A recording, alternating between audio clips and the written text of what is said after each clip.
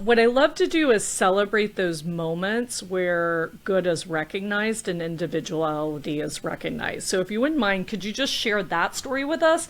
And then we'll kind of get into explaining the feminine masculine energy and how to use it.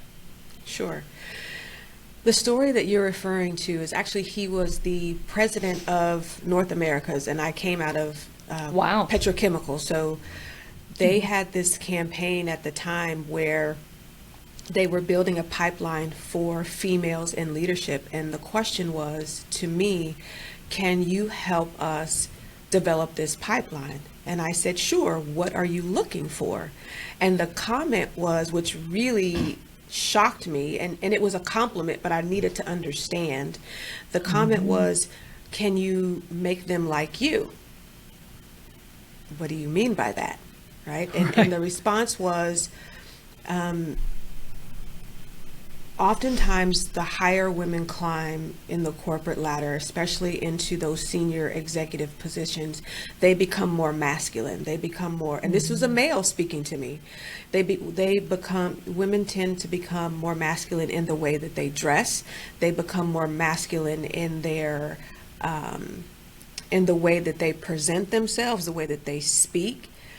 And I thought, okay. And he said, unlike you. Now that really got my attention. Wait a minute, right? And he said, what I mean is, you've been on this project. I was seconded to a project that was more than $1 billion, because that's kind of the realm in which I worked in mega projects, $1 billion or above. And he said, you come into our executive meetings, you're not afraid to wear color, you're not afraid to wear a dress, not a power suit. And he was very clear, not a power suit, power skirt suit, not a power pants suit, but you're not afraid to wear a floral dress or a beautiful flowing blouse or whatever that looks like. And he said, and you're not afraid to put on heels, and you're not afraid of color. And he said, those things are very feminine. And what tends to happen with males and females that bring the masculine energy is that you have this clash of egos, much like when you see two males kind of gearing up, right? And he said, if you could teach women that, how to stay in the feminine, they would be more successful. Because I've seen you in these meetings, in having really, really tough conversations and being the only female in the room, and nobody ever questioning you, no one ever saying that you're aggressive, no one ever calling you the B word, which he actually said the word.